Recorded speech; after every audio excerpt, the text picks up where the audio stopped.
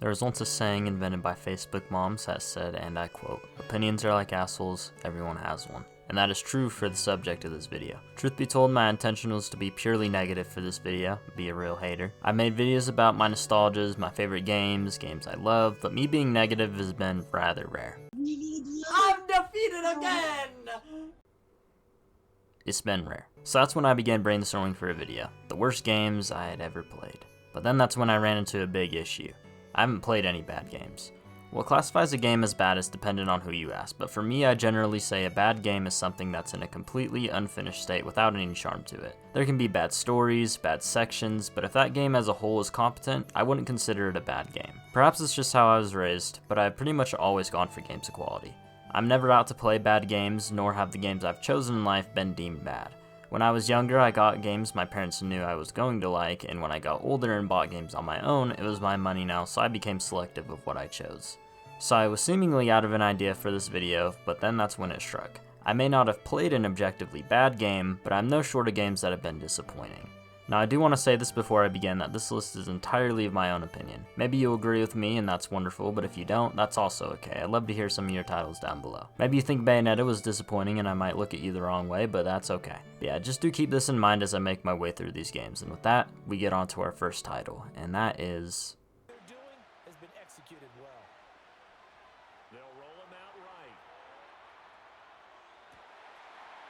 Intercepted for the third time this game. You piece of shit! That wasn't no fucking Okay, I'm getting the obvious out of the way now, and this one admittedly I'm cheating on. I love Madden to death, if you can believe it. I'm a big football fan outside of the channel, so naturally a football game would be perfect for me. Back in my old days when I was in school, my fucking old age, I would play Retro Bowl in the classroom after I finished my work, and I liked it a great deal for what it was. Then I'd discover Madden and milk it dry every year. I pre-ordered Madden 21 the year it came out, which was around the pandemic, and played it almost daily, whether it was the franchise mode, building Carolina as 6-time Super Bowl champions for Copium, or doing the Ultimate Team. It was a pandemic game, but it was my pandemic game and I loved it.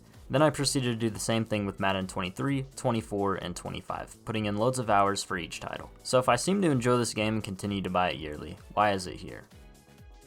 Because it's still shit. Bugs, throwing interceptions, messy gameplay, lag, lack of modes, or care, it's the same issues everyone who plays Madden has. These games are lazy, it's just one new gameplay mechanic and that year's roster updates, and that's pretty much it. It will always be the same game no matter what. Unless you wait multiple years for an entry, there's not much reason to actually buy them, yet I do anyways because I'm just a little bitch. So Madden is my one cheat, as even though it's always going to be shitty, it's my shitty game, and I just can't seem to put the game down. But with that, we can now move on to the real games of the list. When I was a child, some of the staple titles in my childhood games were from the Mario and Sonic Olympic Games series. It was the perfect series on so many levels. For one, I had a sibling who also played games, more specifically her favorite games were Sonic games, while I leaned more towards Mario games, so that made sense. If you have siblings you can relate, but you tend to get more multiplayer titles so that you can play together, which these games checked. They were mini games that were easy to understand yet fun to replay over and over again, getting tons of replay value. And again, it's Mario and Sonic, what kids don't like those two? And they proved to be a success in my household. 2008 and 2010 were both good titles, but it was really London 2012 and Rio 2016 that locked me in. 2012 had the London Party mode as well as the Scratch Card Me costumes, while Rio 2016 I loved for the tournament mode and the hub world. So naturally you could imagine I would be eagerly awaiting the next installment of the series, which would now be on the Switch, and in 2019 I'd get my wish. I got the title for Christmas of that year, yet was left incredibly disappointed. My reasoning for it boils down to the lack of heart this game has compared to the others. The minigames are still good, but they lack literally everything else. Online play is cool, but they don't have hardly anything for single player. There's no London Party or scratch tickets, there's no cool hub world or tournament style. Instead it opted for a story mode and a new gameplay style, the 2D mode. The issues with the story mode is prolonged dialogue and progression not really feeling like the game you bought and more like an unfun distraction. The same can be said for the 2D mode, which while a cute idea, in execution comes off as lame and was hardly played. There's not much to do if you're a single player, but at that the multiplayer is just kinda lackluster, which sucks. These games were so much fun, but this title along with Sochi 2014 were just lifeless, which is a shame since this would be the final title in the series. Now this game serves as the perfect transition into the next title, which would be one of our lovely friends Sonic the Hedgehog. So Sonic has a very long history of up and down titles. I can easily choose this slot for something like Sonic 06 or Sonic Boom Rise of Lyric, but we gotta get real unique and sentimental. At that, I've never played 06, and Boom, I just can't justify it as I love the Boom cartoon as a kid. Call me nostalgia blinded, call me dumb, fuck you, finger up your bum, I don't know. But no, those admittedly are very easy picks, so what is the choice here? I return once again to my childhood where I was a proud owner of a Wii. I had pretty much all the hitter titles like Brawl, Mario Kart Wii, New Super Mario Bros, etc.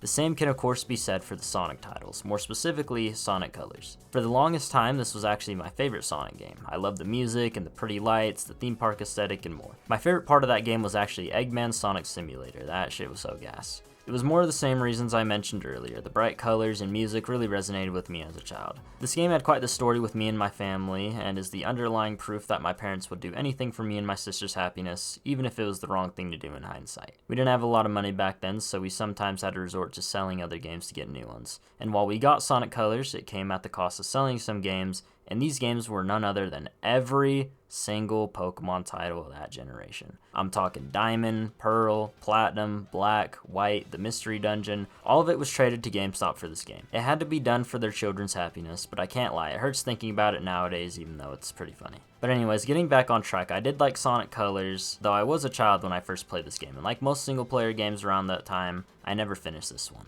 So 10 or so years later, Sega came back to this title with Sonic Colors Ultimate, and this is where my disappointment stems from. Now, the actual game itself hasn't been changed. At the end of the day, it's still Sonic Colors from the Wii. The issues with this comes from the fact that the remaster is not good. For starters, the platform of choice was the Switch. Kind of my fault, but fuck it, let's ride. It's a notorious tale by now, but the frame rates are unbelievably bad. It's a very choppy game with more technical issues than most. The load times, I got some clips of the game that just flat out stop for a few seconds during gameplay sections. All these limitations really put a damper on the experience, and as time would show me, this would not become my favorite Sonic game anymore. Shout out Sonic Adventure, here we go. At the end of the day though, this game is still Sonic Colors, and the game itself is pretty good. It's not my favorite anymore and definitely doesn't hit the same as it did when I was younger, but Sonic Colors is not a bad game. The remaster was what disappointed me, and it was due to how the experience of playing it was with the technical issues. Everyone loves Yoshi, one of Mario's companions who's gotten a multitude of titles throughout the years. I had grown up playing Yoshi's Story on the 64, which I enjoyed a good amount as a kid. The one thing I vaguely remember from that game was the intro screen, with all the different colored Yoshis. I've always enjoyed using color variations of characters via Shy Guys, Toads, characters in fighting games, and in this case, Yoshis.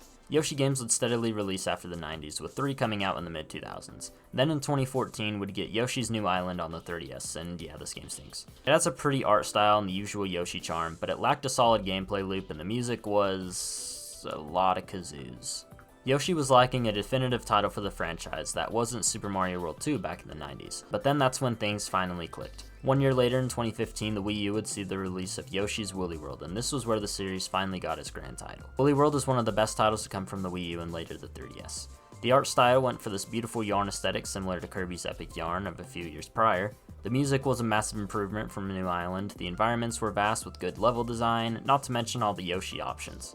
Amiibo costume support, as well as the different in-game variants, made for seemingly unlimited costume options. Yoshi had never looked to be in a brighter spot, and that would only look to continue in 2017 with the debut trailer of the next Yoshi game headed exclusively to the Nintendo Switch.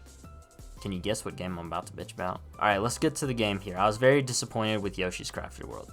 Comparing the game to Woolly World feels like a cop-out in a way, but when you've played both titles, you can't help but feel like Crafted World just severely misses the mark Woolly World struck. While difficulty has never been an issue for me with these games, because it's a Yoshi game, why would you want that? The music, on the other hand, I found to be pretty forgetful. The game's new mechanic, being able to interact with the dimensions of the world, offered really cool ideas for the level design, but unlike the entry prior, you couldn't help but feel more inclined to rush through it rather than take in the scenery like Woolly World. Not to mention, the collectibles lacked a lot of substance, as in Woolly World, collecting all the yarns in a level would give you a new Yoshi skin.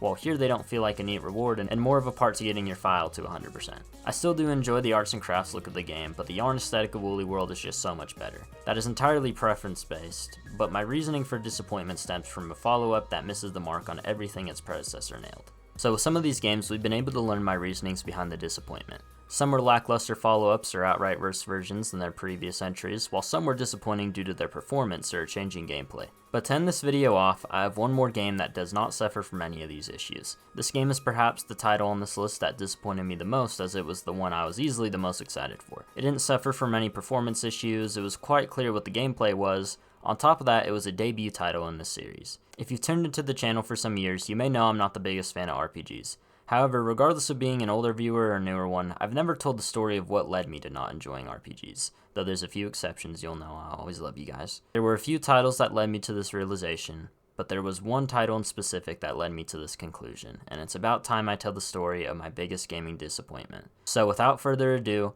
here's the title that disappointed me like no other.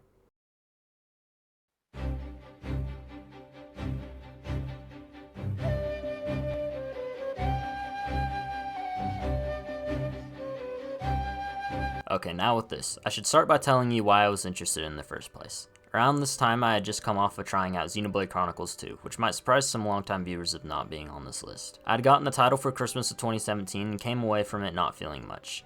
I had really wanted to get sucked into RPGs, but it seemed like no matter what I tried, I came away feeling sluggish from most I played. That's not to say all RPGs I dislike. I've enjoyed the re-trilogy of Final Fantasy VII, Kingdom Hearts, Pokemon, and Persona from what I played of it, but for the few of those, there were twice as many that didn't offer me any favors. So as my quest of getting into RPGs was dwindling, I had one more shot, and Octopath looked to be the game to finally get me into this genre. But first, why was I interested in the first place? For starters, the visuals. While it's up for debate on what was the first game to use the HD 2D presentation, Octopath was definitely the pioneer of this style, popularizing it for developers to use in the future and would become a mainstay for future Square Enix titles. I admittedly haven't been the biggest fan of pixelated art, but the mixture of the lighting and the crisp, smooth artwork really made this game pop. The next thing was it was releasing on the Nintendo Switch, which was a library I was eager to get the top games for. At that, it would be a timed exclusive for the console, making this a hot item for a little while. I actually remember it being kind of difficult to find in stores due to everyone wanting to play it. But then the last reason, which was my biggest excitement of the game, also turned out to be my biggest letdown. As it would turn out, the general RPG gameplay loop just turns me off of these games, but that's not the reasoning here. That would be the story. I was so interested in the story of this game. I had never played a game where there were multiple protagonist stories being told and would combine into one later down the line. The concept of 8 different characters and having dedicated chapters for each one to flesh out their characters, then combining them all together for the climax sounded like a very interesting concept. In specific, I really liked Primrose, as her theme of femininity through sadness and melancholy was really interesting to me. You'd also feel a bond to what design you liked best, which I think all the characters had a really nice design. I went with Primrose as my first character naturally, but upon getting to play the game, I came away feeling very disappointed in the story, which was the only thing holding me in as I already wasn't a fan of the gameplay. My issue came down to 3 things: repetitiveness, lack of connection, and disappointing follow-ups. First with the repetitiveness. Each start of all the character stories largely followed the same structure. You go to a town, the town has a magical power, go to the dungeon, rinse and repeat. It's like that the whole way through with all 8 characters. It's very hard to get invested in the same character 8 times when it's marketed as different characters. Next, the lack of connection. I was expecting the characters to be heavily interactive with one another once you got past each of their introductions, but that wasn't the case story-wise. It was largely relegated to battles, that of which don't tell a story. There wasn't any direct involvement with the characters in the events, and that bothered me. Then the last reason, being disappointing follow-ups. A good follow-up would have been the last shot for the game, but sadly it didn't stick there either. If you stick with the character long enough, they'll naturally grow with the challenges they've overcome along the way. That's writing 101. Yet here, there wasn't any development in the characters. I seem to always use this game as a comparison, but in the re-trilogy for Final Fantasy VII, we see each character's development, most notably Tifa, who by the end of Rebirth is breaking apart, be it Cloud losing his sanity, Aerith's death, or her own insecurities. It sets her up for a huge role in the 3rd entry, which while I hate to date my videos, I can only assume they will give her a satisfying conclusion. Now for Octopath. None of these characters feel like this, say maybe outside of Primrose. But even then, you start to lose steam with every chapter after her introduction, having the same premise of finding these bad guys marked with this tattoo. It doesn't strengthen the characters in any way. Nobody has a noticeable difference in how they act or the actions they take. It all gets thrown out for the final boss, which I didn't even entertain to play myself because I got so burned out from seeing essentially the same character setups for each character, and that is perhaps my most disappointing game I've ever played. But anyways, those were just some of the games I've been the most disappointed with. But now I'd love to hear some of your guys' disappointing games down below, as well as what you thought of the video. Again, do keep in mind that this was just my opinion, so if you came away feeling upset with any of my choices, shit, I don't know what to tell you, bud. Additionally, if you'd like to hear of another game that left me feeling disappointed, but in a much more in-depth manner, I have a nearly hour-long retrospective of Bayonetta 3 that might scratch that itch. With that though, it's time I leave this video here. Thank you guys for watching, and I'll see you all next time. Goodbye.